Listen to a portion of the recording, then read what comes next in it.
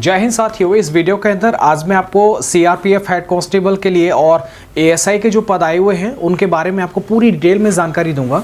जो जो डाउट आपके मन में बन रहे हैं उन सबके जवाब आप देख पाएंगे। कट ऑफ को लेकर के क्या इसमें प्रमोशन रहने वाला है, आपका काम वर्क प्रोफाइल इसमें क्या रहने वाला है, और इसका फिजिकल और एग्जामिनेशन में क्या क्या पूछा जाएगा, कौन कौन से चैप्टर से कौन कौन से सवाल बन सकते हैं, उन सभी सवालों के ऊपर भी मैं डिस्कस करूंगा।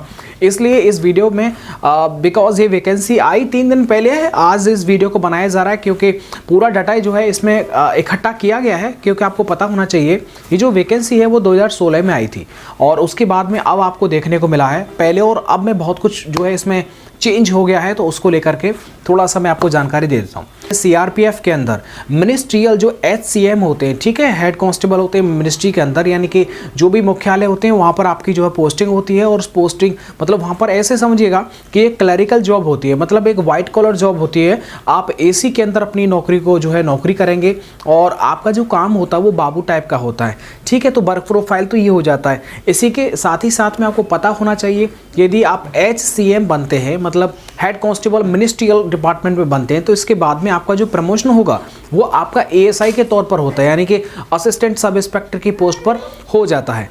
4 जनवरी 2023 से 25 जनवरी 2023 तक इसके जो फॉर्म भरेंगे और 100 रुपये जो है इसका जो चार्ज रहने वाला है। आपको पता होना चाहिए कि इसका जो एग्ज़ाम है वो टेंटेटिव डेट बता दिया है, फरवरी से लेकर के 28 फरवरी 2023 तक इसका ऑनलाइन एग्जाम चलेगा। आपको मैं बता दूं सिर्फ इसमें CBT 1 है, कंप्यूटर बेस्ड टेस्ट होने वाला है, सिर्फ एक रहने वाला है। और उस टेस्ट के अंदर जो सिलेबस रहने वाला है वो बहुत कुछ डिफरेंट नहीं है, मतलब जो आप पढ़ाई कर रहे हैं, जो SSC GD के लिए जिन चीज़ों को आप तैयार कर रहे हैं वही ऑलमोस्ट इसमें जो है आपको सिलेबस देखने को मिलेगा। इसमें याद रखिएगा पहले आपको फॉर्म भरना पड़ेगा और फॉर्म में भी आपका उम्र जो है वो 18 से 25 साल जो है होना चाहिए। तो ये अगर इतना उम्र है तो आप इसका फॉर्म भर सकते हैं। इसमें रनिंग बिल्कुल नहीं है, पूछ रहे थे, दौड़ इसमें नहीं होने वाली है। सिर्फ आपका फिजिकल यानी आपका लंबाई और चेस्ट ये आपका फिजिकल स्टैंडर्ड के अंदर होना चाहिए। कि मेल के लिए जो हाइट होना चाहिए वो 165 होना चाहिए, इसमें याद रखिएगा। और जो चेस्ट होगा, चेस्ट में 77 से लेकर के 82 तक इसमें जो है वो चेस्ट मांगा जाएगा, यानी कि 5 सेंटीमीटर का इसमें जो है वो फुलाव आपसे मांगा जाएगा। ये इसमें थोड़ा सा आप ध्यान रखिएगा। इसके साथ में और देखिएगा आपने अगर 12th पास कर रखा है तो 12th पास करने पे, क्योंकि ये क्लरिकल पोस्ट है, क्योंकि ये बाबू की जो है नौकरी है, तो इसमें टाइपिंग जो है वो मांगा जाता है। स्किल टेस्ट के तौर पर टाइपिंग टेस्ट ही जो है वो आपसे करवाया जाता है और एक अच्छी खासी स्पीड जो है वो मांगी जाती है। इसमें मैं आपको बता देता हूँ, जैसे कि अगर आप हेड कांस्टेबल मिनिस्ट्रियल के लिए आवेदन करेंगे तो इसमें आपको याद रखना इंग्लिश टाइपिंग टेस्ट में जो है 35 यानी 35 वर्ड पर मिनट आपको जो है लिखना है, या फिर आप हिंदी टाइपिंग टेस्ट करेंगे तो 30 वर्ड पर मिनट की जो स्पीड जो है वो इसमें मांगी गई है। तो सिलेबस में क्या क्या है आपको याद होना चाहिए। हिंदी और इंग्लिश आएगा, मतलब पूरा पेपर 100 नंबर का है और इसमें 4 सेक्शन रहने वाले हैं, 25-25 नंबर के। 0.25 की नेगेटिव मार्किंग भी आपको देखने को मिलेगी। पेपर क्योंकि 4-5 दिन चलेगा तो ऐसे में नॉर्मलाइजेशन भी होगा, तो इसका फायदा और नफा नुकसान आप सबको पता होना चाहिए। इसमें स्पेशल लिखा गया, आप देख रहे होंगे, देखिएगा हिंदी हो या इंग्लिश हो, अगर आप जो भी चूज़ करेंगे उसमें से एक को आपको चूज़ करना है और उसके 25 सवाल आएंगे और 25 सवाल जो है वो 25 नंबर के रहने वाले हैं। याद रखिएगा हिंदी इंग्लिश लैंग्वेज में से सवाल पूछे जाएंगे, इंग्लिश ग्रामर होगा या फिर आपका हिंदी व्याकरण होगा। इसके साथ में जनरल एप्टीट्यूड है, जनरल इंटेलिजेंस है और क्वांटिटेटिव एप्टीट्यूड है। मतलब ये 4 सब्जेक्ट हैं और चारों जो है वो सेक्शन में से जो है आपको 100 क्वेश्चन देखने को मिलेगा। समय आपका 90 मिनट है और 90 मिनट में ही जो है वो आपको पूरा पेपर जो है वो सॉल्व करना है। नेगेटिव मार्किंग भी है। अब इसके बाद में होगा क्या, जब आप एग्जाम दे लेते हैं तो इसके बाद में आपका होने वाला है स्किल टेस्ट, क्योंकि पहले फिजिकल हुआ था लेकिन इस बार पेपर हो रहा है। पेपर होने के बाद में स्किल टेस्ट होगा, टाइपिंग टेस्ट होगा, और वो जब आप स्किल टेस्ट को क्वालिफाई कर लेते हैं, क्योंकि स्किल टेस्ट का कोई नंबर नहीं है, जो भी आप स्कोर करेंगे CBT फर्स्ट में समझ लीजिए वही है, एक ही पेपर है, तो इसी के आधार पर आपको ज्वाइनिंग में यानी मेरिट लिस्ट जो फाइनल बनेगी उसमें जो है वो चयन लिया जाएगा। कुछ आप पूछ रहे थे कि सर इसमें कट ऑफ क्या जा सकती है। आपको पता होगा 2016 में डबल पेपर 200 यानी 200 का पेपर हुआ करता था, लेकिन इस बार सिर्फ 100 नंबर का है, तो कट ऑफ वहाँ से यहाँ का तो मैच नहीं हो सकता। लेकिन मैं औसतन यानी परसेंटेज में मैं बात करता हूँ, क्योंकि CRPF है, सेंट्रल रिजर्व फोर्स, ये केंद्र बल है, ठीक है ना। तो केंद्र में आपको पता केंद्र में ड्यूटी करनी है और ड्यूटी की लोकेशन कहीं पर भी हो सकती है ऑल ओवर इंडिया में। यस और नो। तो ऐसे में आप चीज़ याद रखिएगा, लोकेशन कहीं भी हो सकती है, ऑल ओवर इंडिया में जो आपको मौका मिलेगा नौकरी करने का। इसमें याद रखिएगा कट ऑफ को अगर मैं बात करता हूँ तो आपका 85 to 90 यानी स्कोर होना चाहिए, या मान के चलिएगा। आपको मैं बता देता हूं, जब आप एग्जाम में पास हो जाते हैं तो इसके बाद में टाइपिंग टेस्ट जो होता है वो अपने आप में भी एक बड़ा एग्जाम होता है, तो इसकी आपको तैयारी करनी चाहिए। तो तैयारी नहीं करेंगे तो आप फेल हो जाएंगे, तो इसलिए ये प्रायोरिटी रखिएगा। एग्जाम से भी ज़्यादा आपको टाइपिंग टेस्ट पर जो वो ध्यान रखना है।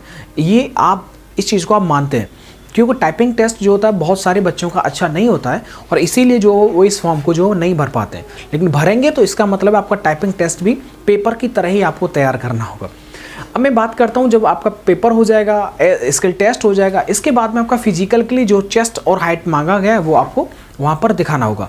इसके बाद में आपका मेडिकल होगा, और मेडिकल में जो चीज़ें होती हैं वो एक मेडिकल जो CRPF का होता है, SSC GD का आपने देख रखा, एज इट इज़ जो वो आपको मेडिकल वहाँ पर देखने को मिलेगा। और मेडिकल होने के बाद में आपका फाइनल मेरिट लिस्ट जो है वो जारी कर दिया जाएगा। अब आपके कुछ सवाल हैं जिनको लेकर के मैं आपके जवाब दे देता हूँ। देखिएगा आपके जो सवाल हैं, देखिएगा इसका मैंने आपको सिलेबस बता दिया। जो सिलेबस वो बाइलिंगुअल होगा, हिंदी और इंग्लिश में। आप जब फॉर्म भरेंगे तो 3 सेंटर आपसे मांगे जाएंगे, उन्हीं में से एक पर आपका जो वो पेपर देने को मिलेगा। इसके बाद में टाइपिंग टेस्ट का मैंने आपको बता रखा है। प्रीवियस पेपर देखिएगा, प्रीवियस पेपर 200 का में 200 का हुआ करता था, लेकिन इस बार 100 का है। तो प्रीवियस ईयर में आपने को पता होगा ऑफलाइन भी एग्जाम हुआ था, लेकिन ऑफलाइन में क्या हुआ था कि पेपर को सबमिट कर लिया था उन्होंने, पेपर आपको नहीं बाहर जाने दिया था। तो ऐसे में अगर आप ये कहें कि पेपर एज इट इज आपको देखने को मिलेगा, ऐसा नहीं है। लेकिन हाँ देखिए, जो मॉक टेस्ट होते हैं, जो मेमोरी बेस्ड क्वेश्चन होते हैं, उन्हें आप देख करके समझ सकते हैं, लेकिन एज इट इज वो पेपर आपको देखने को नहीं मिलेगा। अब देखिएगा, पूछ रहे हैं सर सैलरी कितना मिलेगा। देखिए सैलरी की कोई दिक्कत नहीं, मैं आपको पूरा जोड़, मतलब बेसिक सैलरी भी आपकी जो है, बेसिक में क्या होगा, आपका HRA जुड़ेगा, ठीक है। डेली अलाउंस का जो डेली अलाउंस जो मिलता है वो आपको मिलेगा। इसके साथ में वर्दी भत्ता मिलकर, मतलब आप समझिएगा, यदि आप SCM बन जाते हैं तो औसतन जो आपका सैलरी होगा वो कम से कम जो है वो 35 से लेकर के 38, यानी कि आप ये मान के चलिएगा पूरे, वो डिपेंड करता है सिटी के ऊपर भी डिपेंड करता है। तो इसमें आप मान के चलिएगा कि 37, 38, 39 ये आपका जो सैलरी रहने वाला है। तो सैलरी की जो है वो कोई कमी नहीं है। कांस्टेबल से आप आगे बढ़ जाएंगे तो आप जो है सब इंस्पेक्टर का प्रमोशन ले लेंगे, तो ये एक बड़ी अच्छी। इसके साथ में आपको मैं बता दूं, मेडिकल टेस्ट मैंने आपको बता दिया। मेडिकल टेस्ट में जो नॉर्मली SSC GD का होता है, यूपी पुलिस का होता है, यूपी पुलिस का नहीं, SSC GD को आप कंपैरिजन कर सकते हैं, वो वाला मेडिकल आप देखें। देखिए अब आप पूछ रहे हैं सर इसके बारे में किताबों को लेकर के कुछ बताएगा। देखिए किताबों के लिए प्रीवियस ईयर का पेपर तो इसमें जो है मैच नहीं करेगा, क्योंकि क्वेश्चन की संख्या बदल गई है और ओरिजिन जो पेपर आपको नहीं देखने को मिलेगा। लेकिन मार्केट में जाकर के अगर अच्छी बुक किताबें आएंगी तो मैं आपको ज़रूर बता दूंगा। इसके साथ में प्रमोशन मैंने आपको बता दिया है, प्रमोशन में क्या क्या होता है। इसमें कट ऑफ के बारे में मैंने बता दिया आपको, कम से कम 85 to 90 आपका स्कोर रहना चाहिए। इसके बाद में जॉब प्रोफाइल को लेकर के मैंने बता दिया, क्लरिकल है, बाबू का काम काज है, लिखा पढ़ी का काम है, क्योंकि उसमें टाइपिंग भी है। तो ऐसे में आपको बाहर का जो है, ऐसा नहीं फील्ड की नौकरी नहीं देखने को मिलेगा, दिन की नौकरी रहने वाली है। जो भी छुट्टी रहेंगी, वीकली ऑफ रहेगा, वो सब आपको मिलेगा। तो एक अच्छी जॉब है डिफेंस के लिए, वर्दी पहन करके और एक वीकली ऑफ रहना और एक बाबू की नौकरी करना सच में हर किसी का सपना होता है।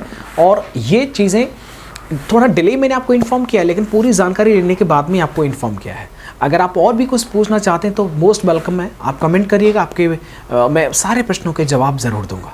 Thank you.